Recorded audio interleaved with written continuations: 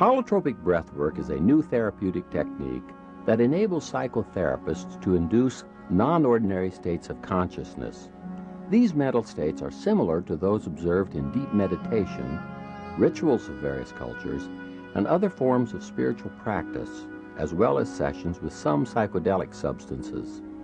Non-ordinary states of consciousness have been found to be extraordinarily effective in helping people gain insights into the sources of their emotional problems and to facilitate rapid healing.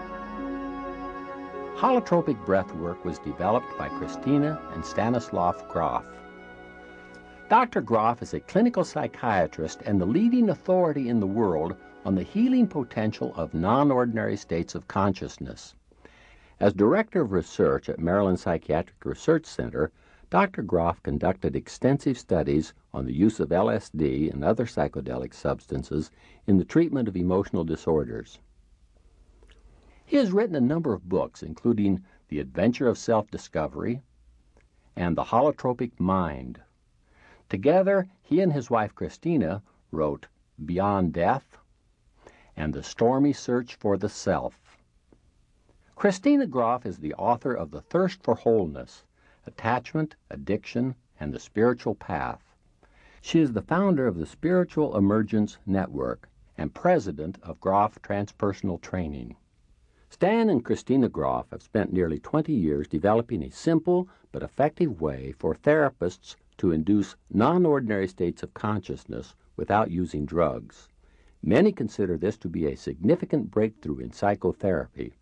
This technique is called holotropic breathwork. My name is Walter Mead. I was intrigued by this new technology, so I arranged to talk with Stan and Christina Grof in California, where they were conducting a training program for therapists. You and Christina have developed a powerful therapeutic approach called holotropic breathwork. You've put thousands of people through this workshop, and you've trained hundreds of therapists to do this new practice. Can you tell me exactly what is holotropic breathwork? Holotropic breathwork is an experiential approach to self-exploration, to therapy, which uses very, very simple means. It uses faster breathing, it uses powerful evocative music, and also a certain kind of body work when it's indicated. And we also combine it with what we call mandala drawings, where people get a piece of paper with a circle, and after the session they try to communicate what happened to them in a kind of graphic way. And then these sessions are followed by sharing, where people talk about their experiences. In terms of the term holotropic, which sometimes puzzles people, it's not a common word. It's actually our own word. This is a Greek word which has two parts to it. The part holo is from holos, which means whole, and tropic from trepein, which means oriented towards something or moving towards something, like in the term heliotropic. The plant, when put to the window, tends to follow the sun, so it's heliotropic. So literally this holotropic means moving towards wholeness, moving towards the totality. Could you walk us through a typical holotropic breathwork session? What would it look like from beginning to end? Well, first of all, we try to find a room that's large enough to hold a group of maybe 20, 30, up to maybe 40 people. In a natural setting is the best, but it doesn't have to be that way.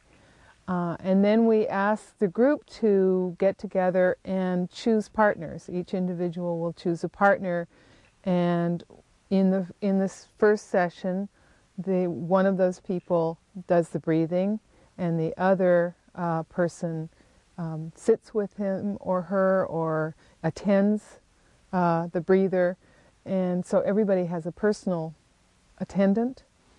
And then they switch roles so that everybody gets a chance to participate both as a breather and as what we call a sitter.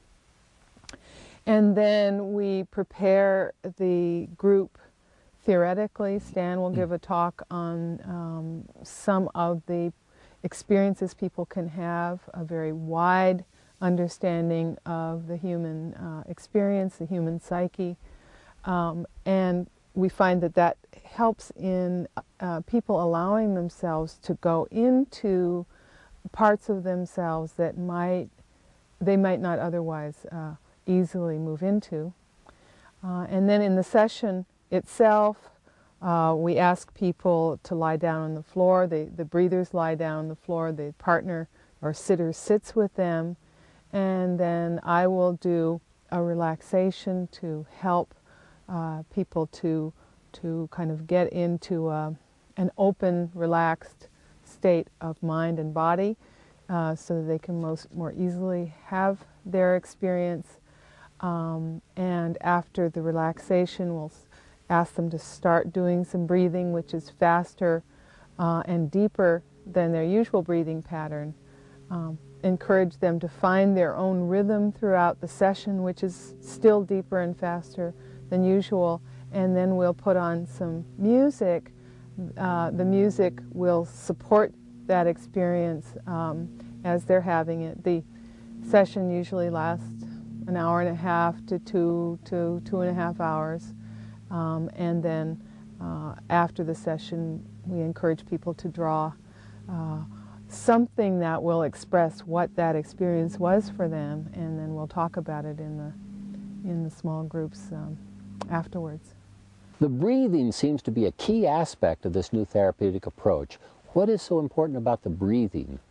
The breathing has been used throughout centuries in many, many different cultures as one of the most powerful means to change consciousness. You know, in many, many different ways. You can do all kinds of things with your breathing to change your consciousness. So some of those ways are very extreme. For example, the original baptism, as it was practiced by the Essenes, involved actually 4 or 5 people taking the initiate to the river and holding the head under water until they came close to death and then surfacing them.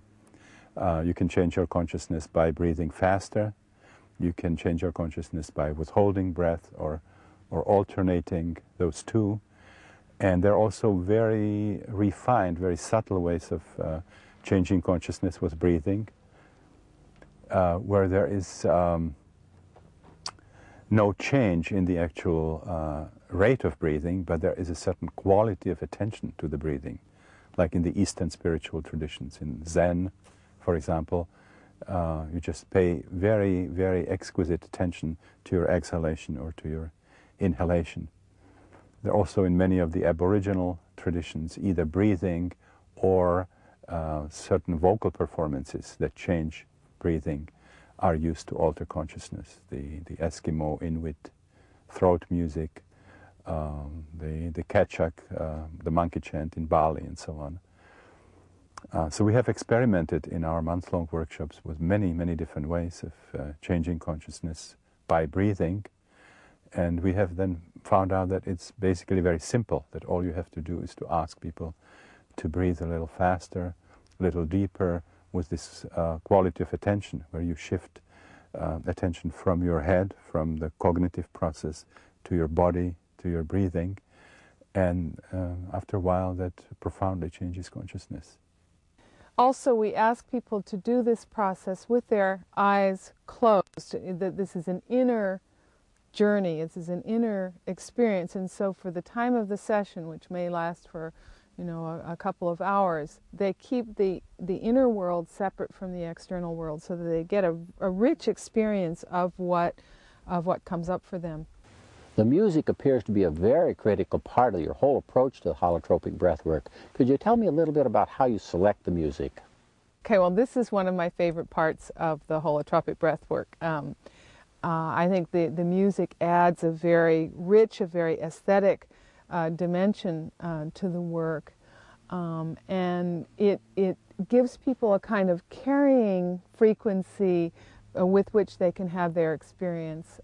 It also, because there is this kind of aesthetic sound in the room, it allows people to maybe emote or express themselves more easily than if the room were silent.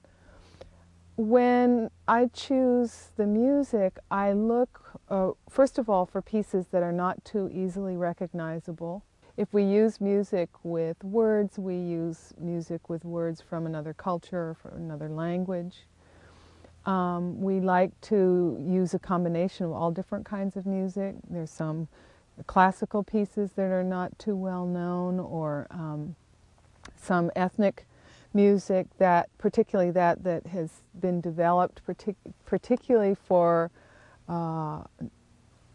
inducing non-ordinary states of consciousness. So from many different ethnic, cultural roots, a lot of drumming, a lot of chanting, and so on. Some very spiritual music from different cultures.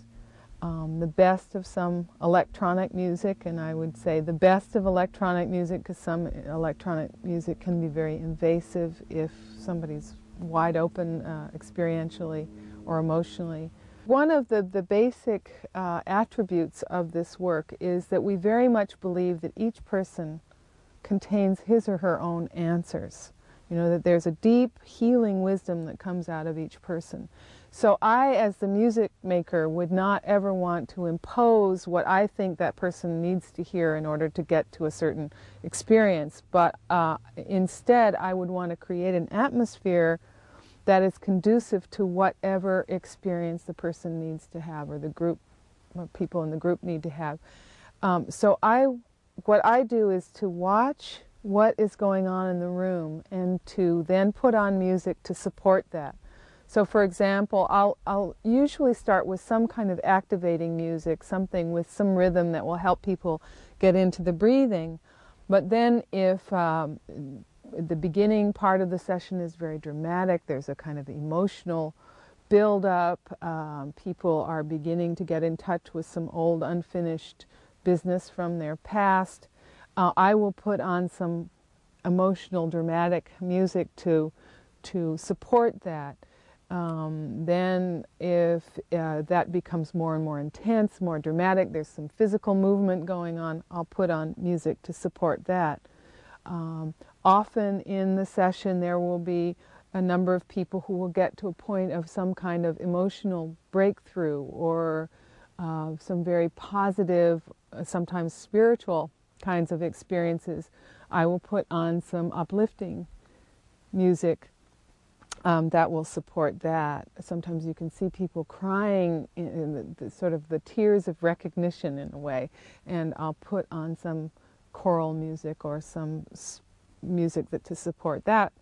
And then gradually the session will get quieter and quieter and quieter, and at that point I'll put on a more meditative music, quieter music. Basically the session will often follow that curve where it gets more and more intense and there's a kind of a breakthrough time, and then it becomes quieter. But that sequence changes according to according to the group. And so I always want to stay very conscious of what it is going on in the room and just follow that. You also mentioned that you do body work with people in the holotropic breathwork sessions. Why would you do the body work, and how do you do it? I should say something first about the effect of the breathing on the body in general. What we see is, in many instances, a development of tensions in different parts of the body. In the medical literature, you find the concept of the so-called hyperventilation syndrome. The idea is if people breathe faster, they develop spasms in the hands and in the feet. This is called carpopedal spasms in the medical literature. And then also get agitated, and a lot of powerful emotions come up. And there's a tendency to see it as a kind of a undesirable thing in medicine, and various ways are recommended how you can stop it. Some people start breathing actually spontaneously. About 10 to 15% of the population sometimes start doing this spontaneously. Now, we have now done the work with probably 25,000 people, or seen 25,000 sessions, and we see that this is simply a myth in the medical literature. Many people who breathe will actually go directly into a very profoundly relaxed state. The more they breathe, the more relaxed they feel. They start seeing light, they feel connected to other people, to nature, and they have just a beautiful experience. But most people will develop some form of tension in their body, but it doesn't have to be in the hands, in the feet. It could be anywhere in the body. And the way we understand it now is that the breathing creates a condition in the organism that certain old tensions that are associated with traumatic situations, biographical, birth experience and so on, or even something coming from what we now call transpersonal levels, these deep tensions start surfacing and they manifest. And actually by experiencing them, people are getting rid of them. So in some sessions we don't have to do any body work, but there are some other sessions in which when the breathing ends, they still have tensions in certain parts of their body, and that's where the body work comes in. And the basic strategy here is that we check the body of the person, see where the symptoms are, then we ask them to actually do something to accentuate the symptom. We always want to extract the symptoms. We want more of what's happening. And then we do something from the outside to accentuate it even further. And while we are holding the tension in that part of the body, we ask the person to allow the rest of the body to express anything that wants to happen without any censorship. And this could be something that doesn't make any sense. Not only screaming, but baby talk, gibberish. Sometimes people start talking in tongues, in a foreign language that they have never learned. Animal sounds can come up. There could be very, very broad spectrum of vocal responses. There could be shaking in all kinds of parts of the body, coughing, gagging that comes up.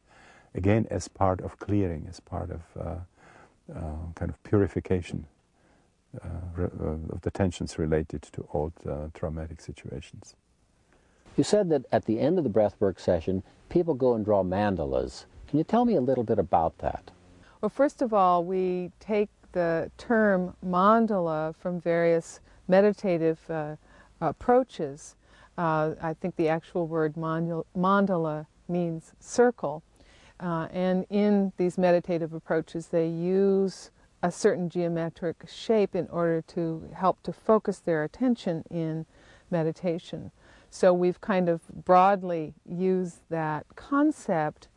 What it is that we will, after a session, we will have paper and drawing materials available to people, and we will draw with a light pencil a circle shape on the paper, and then ask people to sit with the drawing materials and the paper after their session in a kind of meditative frame of mind, in a kind of introspective frame of mind, and from that place draw something that will express what went on in the session. It can be shapes, it can be just colors, it can be figurative designs. Some people will do some sort of code that will help them to remember the different steps in the process.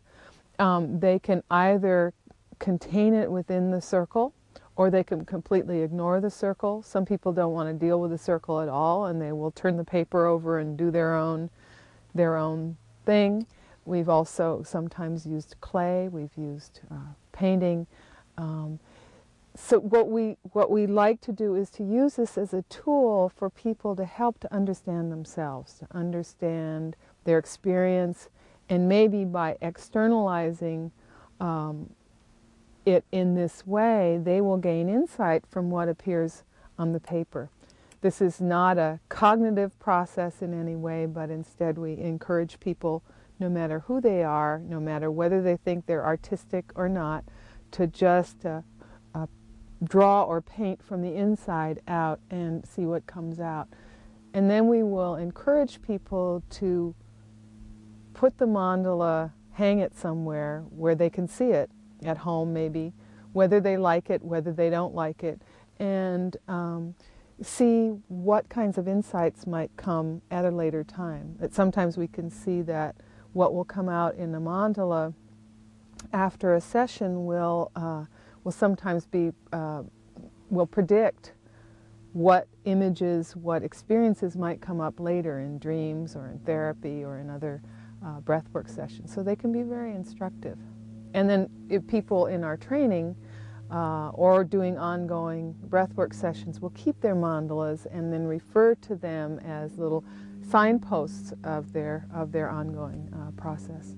And then we encourage people to take their mandalas or their drawings or paintings into the group. We have a session after the experience, after the mandala drawing, where people have the opportunity to talk about their experience in the whole group.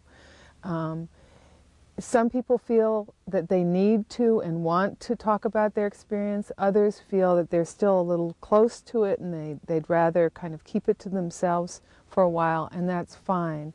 But those who talk about it, it helps them again to gain more understanding about what went on, to get the reaction of the people in the group that will, and maybe add some further pieces for them, and it helps them to integrate the experience a little bit by somehow verbalizing it and bringing it to other people. So far we've talked about preparing people for breath work, we've talked about the breathing, we've talked about the music, we've talked about the body work and the drawing the mandalas, but this is essentially an inner experience. What kinds of inner experiences could people expect to have in a holotropic breathwork session? And there's a fascinating aspect of this work, the holotropic breathwork and the work with non-ordinary states in general, which is that they function as something like a radar, which means the state somehow finds the areas in the unconscious which are most relevant in the sense that they have the strongest emotional charge, and that will be the part somehow that surfaces into consciousness.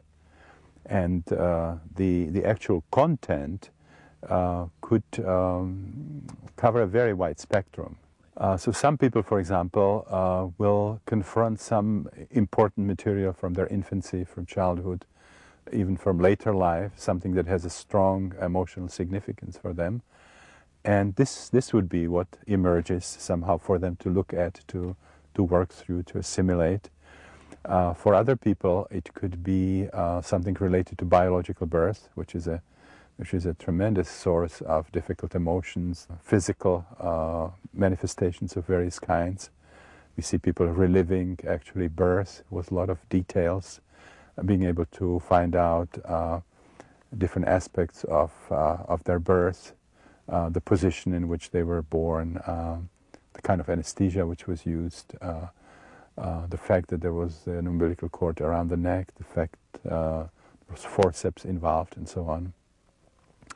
Another very, very significant category of experiences are experiences that we call transpersonal, which take people into mystical realms, into spiritual realms, into what Carl Gustav Jung would call the collective unconscious, either the historical or the archetypal, the mythological aspect of the collective unconscious. So people suddenly would have experiences in other centuries, in other countries, sometimes with a sense of personal remembering, that they talk about past life experiences, or in the mythological realm, encountering deities like Shiva, Kali, Jesus, Mary, Wotan, and so on, or experiencing some realms, archetypal realms, like paradise, heaven. Another possibility is people identifying with animals or connecting with some other aspects of nature. People experiencing cosmic consciousness, a sense of unity with the universal mind, experience of the cosmic void. Many, many experiences that we read about in the great spiritual scriptures of the world. So the spectrum is extremely rich. For some people, and this has something to do with the radar function, there might not be very rich specific content in terms of visions. If it's a person who has a lot of physical tension in the body, the whole session might be just a tremendous build-up of physical tension and then deep relief. Or for somebody who is very angry, for whom anger is the most important problem at the time, can experience a tremendous upsurge of rage and then can express that range with help of others and feels much more peaceful. It sounds like this would be a very exciting experience, perhaps an enjoyable one, but what's the value? Why would anyone do it? It's a very important question. You see, what we see is that in contrast with traditional psychology, psychiatry, where the sources of problems are all in infancy, in childhood, or in later life, we see that actually if we have emotional problems, psychosomatic problems, or some problems in relation with other people, that the roots are not just in our biography, but there are also additional roots connected to the trauma of birth, and the roots of these problems can even go to what we call the transpersonal level, so that in order to really work through a problem in a reasonably short time, people have to allow themselves to have experiences in all those categories. So you can be working on asthma or on a phobia, for example, and you will find something meaningful related to it that comes from your childhood or infancy. And then as the process deepens and continues, you find out that the same problem also has a deeper root in connection to a certain facet of your birth experience. And then as you continue, you might find out that there's a connection to what you perceive as a past life experience, or there's a connection to what Jung would call an archetype, or that to work through your anger, you might have to experience part of it in identification with a panther or a wolf. So these are very, very therapeutic, very transforming, healing experiences. You know, my background is as a clinical psychiatrist, so this is where I came from, and I'm very, very interested in this healing potential. It goes beyond just the adventure of self-discovery. So, why couldn't I simply go home, put on an eye shade, or close my eyes, put on loud music, breathe deeply, and have very fascinating experiences? This approach is deceptively simple. I mean, as you say, we do breathing, we ask people, lie down, we play music and have an experience and then draw. But it's not all that simple. Well, for one thing, we have great respect for the wisdom, the healing wisdom that each person has. And at the same time, that experience, that the wisdom that will bring forward these kinds of experiences, whatever the person needs to look at in order to become clearer, more whole people, that needs to be supported by other people. That there needs to be a safe context in which these kinds of experiences, some of them very vulnerable, some of them quite difficult, can come forward. And we believe very strongly that the people around someone having a holotropic breathwork experience need to be trained. They need to understand how to support someone through various kinds of experiences that Stan was describing. They need to know how to create a safe and supportive environment so that the person can go as fully as possible wherever their experience or their psyche takes them. And that, as with many things, approaches that seem to be deceptively simple have some intricate background behind them. There's also the question of learning how to trust these experiences, that some people will, if you go home and try to do it on your own, you might find yourself entering some experience that you are afraid of or that you don't trust fully, and that's where it's helpful to have someone around who knows the experience, who knows how to support it, who can say, go ahead into it, we're here to keep you safe, we're here to go with you wherever you need to go. There's an additional reason. People have to do a lot of inner work to be able to be there kind of unperturbed, supporting a very, very intense emotional process of another person. We see that people, before they get really full training, they tend to get actually triggered by the powerful experience of another person, and instead of being there as a support, they end up in process themselves. So we conduct training which lasts a minimum of 2 years, where psychologists, psychiatrists, social workers, and also number of students who want to learn this undergo very systematic training, which involves information as well as powerful experiential work, where they alternate in the role of experiencers and sitters, and then also later starts doing what we call floating, which is working with the whole group as they are preparing for doing it on their own, conducting workshops. We ask people to have at least 5 experiences in a workshop context before they apply for this training, to be sure that that's something they want to commit to.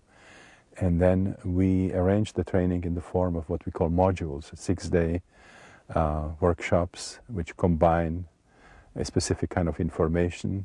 Each module has a different topic. Some of them are mandatory, some of them are facultative, optional. And people have to have 7 of these modules, and then when they complete this training, then we have a 2-week certification. Okay, well, one of the things that we see is that there are people who have had practices as therapists of one kind or another, or as clergy or so on, and they begin to see experiences in their clients that don't fit the kind of the more traditional models of what human experience is about, that it's not just about biography, that there's something else happening there, and they become attracted to an expanded understanding of and the transpersonal perspective of the human experience, or they will have had their own experiences along the way, and they say, you know, I've been doing work that with this kind of orientation for a long time. It's been behind closed doors. I don't talk to my colleagues about what I really believe, and now here is a psychology that will address some of what I've been seeing for years, some of what I've been working with for years, but I just couldn't talk about it in some of the professional circles in which I'm operating. What kind of results do you see from this kind of experience? Well, I mentioned I'm originally a clinical psychiatrist, so I'm particularly interested in the changes that happen in terms of what we would consider clinical symptoms. We see people moving out of depression, for example. We see people clearing a lot of psychosomatic symptoms, migraine headache, asthma, pains, tensions in different parts of the body. We have seen people getting over different forms of phobias and variety of other problems, improving self-image, feeling more assertive, and so on, removing guilt, for example. I was invited to videotape an actual holotropic breathwork session. The participants included about 50 therapists who were attending the training program to become certified as facilitators of holotropic breathwork. The session began with the breathers lying down on mats on the floor with their partners sitting nearby. Many of the breathers wore eye shades to block out the light. Others just closed their eyes. When everyone was settled in and ready to start, Christina led the group in deep relaxation exercises. When the breathers were completely relaxed, she asked them to breathe deeper and faster than usual. After a few moments of deep breathing, she started the music.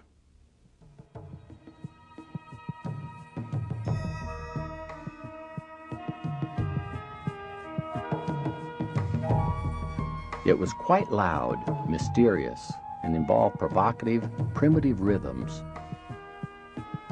For the first 15 minutes or so, the group seemed quite subdued, and I worried that the presence of the camera crew might inhibit the participants.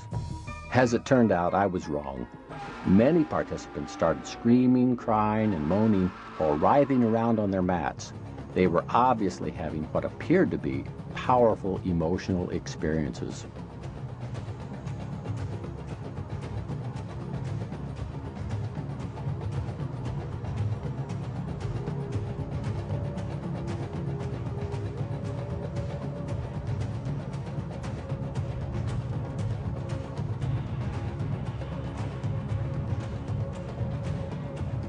Later in the session, the sitters and other facilitators did body work on some of the participants. The body work is to intensify the symptoms, such as back pain or headache, in order to release and surface repressed memories that might be associated with the physical tensions. After about 2.5 hours, the room became quieter and the session seemed to be winding down. Many of the breathers seemed emotionally drained. Some of the breathers spoke quietly with their sitters. Others embraced or just shared a quiet moment together. Participants gradually left to go to another room where they drew mandalas relating to their inner experiences. That evening, some of the participants shared their experiences with the group. For the past few sessions, I have been struggling in the birth canal and have had the feeling I was doing it over and over and over again. And today, well, there were a lot of body movements and still the feeling of stuckness and not being able to get out of there.